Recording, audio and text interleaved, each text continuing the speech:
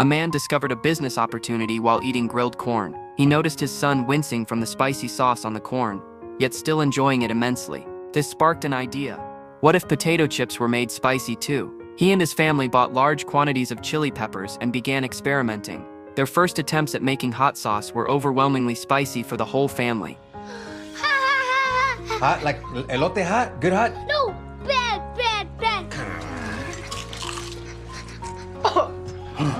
bad. While they were working tirelessly to create handcrafted hot sauce, many factories had begun using technology, test tubes, and syringes to mix chili extracts.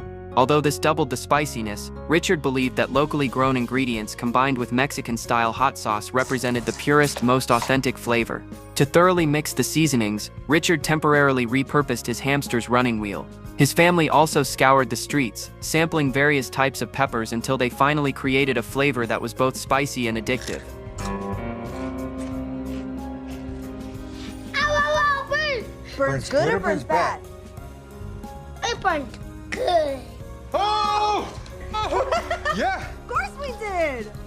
Though Richard's hot sauce experiment was successful, the executives busy with layoffs paid no attention to a janitor's suggestion, even mocking him by asking why he didn't just go straight to the CEO.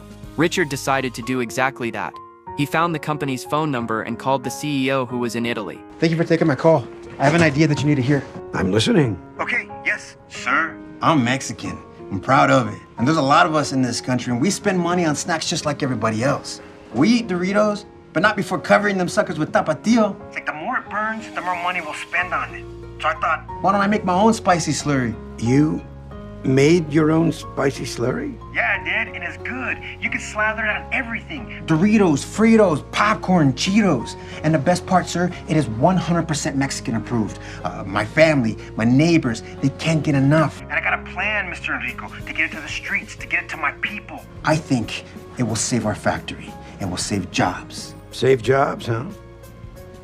That's a lot of confidence there, Richard. Yes, sir. And you said in the video, think like a CEO. So I did. You saw my video? Yes, sir. And you're a janitor. Maintenance crew, sir. Look, if it's okay, I'd like to send you some samples, sir. Richard, that's more than okay with me. Richard successfully convinced the CEO and obtained an address to mail samples. Richard and his wife enthusiastically sent a large package of samples to Roger. When the CEO put the first flamin' hot Cheeto in his mouth, he couldn't stop eating them. He called Richard back immediately, not even taking time to wipe his hands, saying he was coming to America to inspect the factory. Meanwhile, factory executives angrily searched for whoever had alerted the CEO. When the factory manager discovered it was Richard, he publicly reprimanded him in front of the entire company. If Roger didn't approve Richard's suggestion and noticed the factory's continued losses, he might withdraw his investment, meaning factory closure and unemployment for everyone. Richard began to doubt himself. When he returned home dejected, his wife Judy, after learning what happened, continued to encourage him, believing he would succeed. The couple then studied persuasive speaking techniques together. On the day of Roger's inspection, Richard dressed in a proper suit. I'm so proud of you, Mo. And I'll always regret not being the man that made you the man you are today. Always. Ahora, chingatelos. You do good, Mo.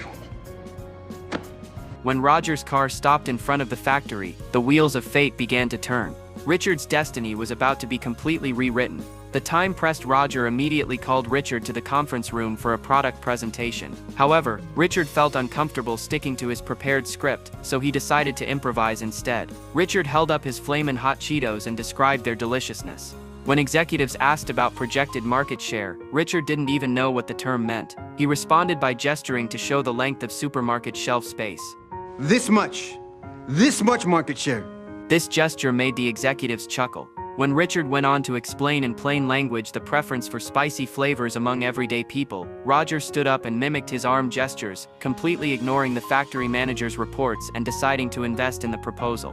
However, when Flamin' Hot Cheetos went into production, they didn't receive a strong response and instead became slow-moving items on supermarket shelves. The factory manager decided to discontinue production of this flavor. Richard was so discouraged that he questioned his life choices. He became self-destructive, feeling like a nameless nobody from the bottom ranks who couldn't make waves. His colleague Baker, however, felt he was being too hard on himself. Embarrassment's never stopped you before? Ask questions. You wore my ass out with him. Look here, the person I met 10 years ago wouldn't blink. He'd find a way, any way to get it done. I don't want to look you up in 20 years from now, just to find out you're still down here on the bottom. Step up. That night, Richard couldn't sleep.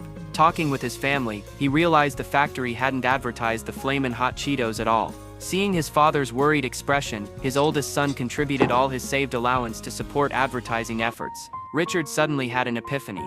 He found his old gang friends and hired them for guerrilla marketing. Then Richard went to the factory to boost everyone's confidence in Flamin' Hot Cheetos. When someone tried to stop him, Baker immediately interrupted. Everyone knew the spicy chips weren't slow sellers because of their taste. With increased promotion, they would definitely get a response. Richard decided to move all the factory's inventory of Flamin' Hot Cheetos to vehicles outside. Then his silver-tongued gang friends began giving them away for free throughout the neighborhood. Richard's family went directly to supermarkets and bought all the Flamin' Hot Cheetos from the shelves. When other customers looked over curiously, Richard seized the opportunity to recommend this delicious snack. Customers were immediately attracted to buy them. Soon people throughout the city were frantically purchasing Flamin' Hot Cheetos. When the quarterly sales report reached Roger, he became curious about how much money the factory manager had invested. He learned that the manager, due to his prejudice against janitors, hadn't spent a penny. Roger began to take the Flamin' Hot Cheetos market seriously. He placed a 5 million unit order directly with the factory. That night, the nearly bankrupt factory came fully alive.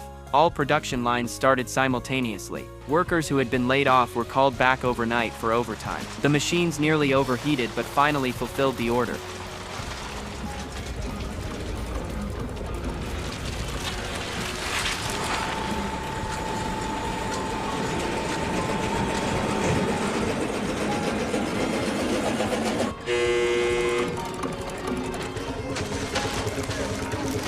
Six months later, the factory returned to its former glory. Baker greeted Richard with a smile and reintroduced himself. You're now looking at the new plant manager in Bakersfield. Yeah! After expressing happiness for Baker, Richard assumed he was still a janitor and felt somewhat dejected. However, when he went upstairs to clean, Roger had been waiting outside an office door for some time. In front of Richard, Roger inserted a business card into the door.